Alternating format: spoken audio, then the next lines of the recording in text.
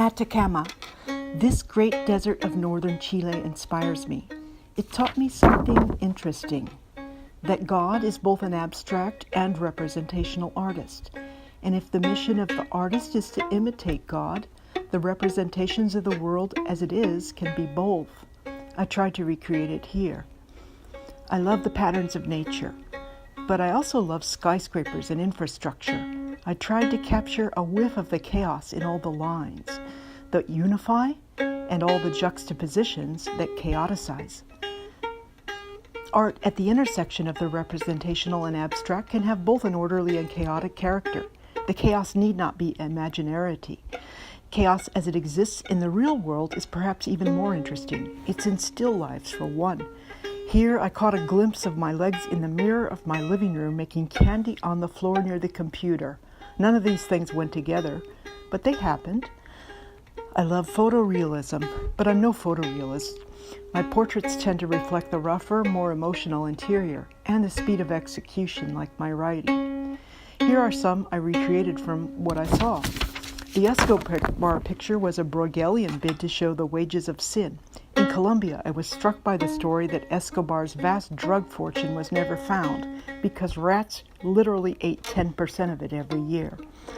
I'm an editorial writer outside art, so I'm not above the political in my art. This montage dates from my first day in Chile when I sat down for dinner with a man who turned out to be Pinochet's finance minister, a man educated in economics at the University of Chicago.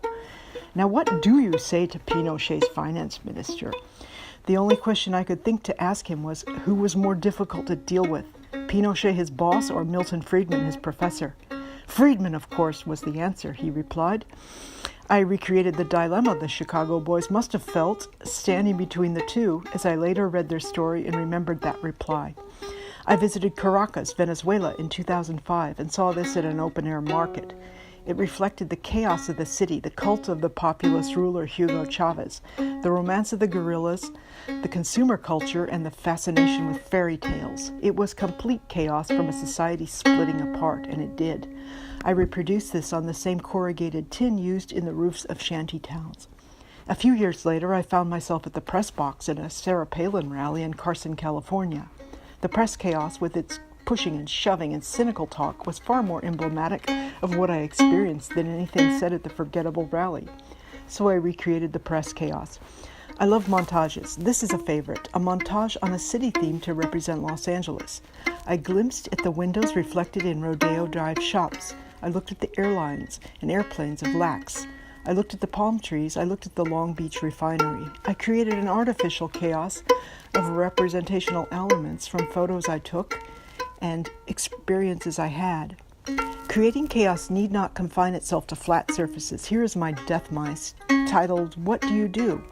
Created of gravestone plaster bits molded on my own face and spinning outward to signal that the only thing you will be remembered for at your funeral is your good deeds. I had a near-death experience a few days later, diagnosed with cancer, and the mask is now a reminder of my own mortality. Chaos can be created by breaking things. I created these pieces to show chaos. I even broke things to create real chaos. I poured plaster over a book to create a burnt-out tomb, to show that books are not being read. I poured plaster over a book in a McDonald's carton to warn that books are being subsumed to consumer culture, and you cannot eat it. I created an abacus with dozens of individual doll beads to show that behind the green eye shades of bean counting, there's always a human affected. The picture, of course, shows that. Asked about myself, I created anchors, the beautiful many kinds of anchors that hold one down, stabilize, and yet imprison, always a chaos. I created this on oil, that for all the conventional dreams about alternative energy, it remains dependent on fossil fuels. This is not a statement to oppose, only to show the chaotic reality. This piece is my best piece, featured at the Santa Monica College Art Show last year. I called it Free Trade. Long ago, in 2002, I had a job at Target opening boxes. After a while, I cut out the names of the countries represented on the boxes where the goods came from. I got every country. I saved the stack. I studied free trade and visited the ports where these boxes came through. I decided to create the chaos of this trade, each box reduced to a country, and all the countries tangled and united. Finding the chaotic is like this.